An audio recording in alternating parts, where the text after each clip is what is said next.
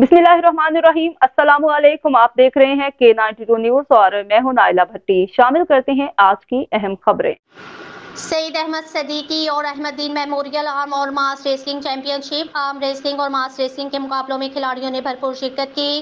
Karachi sports reporter पाक colony में जारी छठा सईद अहमद सदीकी और Ahmadin memorial sports arm wrestling और मास रेसलिंग के मुकाबलों में खिलाड़ियों की बड़ी तादाद ने शिरकत की। इस मौका पर सिंध मास रेसलिंग एसोसिएशन के सेक्रेटरी SM नासिर अली का कहना था कि जिस तरह से ये क्लब ग्रास रूट लेवल पर मेहनत कर रहा है, उम्मीद है कि आने वाले वक्त में भी मासी की तरह यहाँ से खिलाड़ी निकलकर मुल्क को कौम का नाम रोशन करेंगे। सिंध आर्म रेसलिंग एसोसिएशन के सेक्रेटरी काशिफ अहमद फारूकी ने खिलाड़ियों की हौसला अफजाई भी की और मजीद कहा कि मरहूम सईद अहमद सदीकी और अहमदीन खिलाड़ियों की फलाह बहबूद में हमेशा कोशा दिखाई देते थे। यही वजह है कि यहाँ आज बड़ी तादाद में खिलाड़ी मौजूद हैं। आर्म रेसलिंग के मुकाबलों में मिडलर और सीनियर कैटेगरी के मुकाबले हुए। 40 केजी में आमना इंसारी ने पहली, फोरदौस ने दूसरी जबकि नूर फातमा ने तीसरी पोजीशन अपने नाम की। 45 केजी में आयशा, ज़ैनब और मिसबा ने बल तरतीब अव्वल, दोम और सोम पोजीशन हासिल की।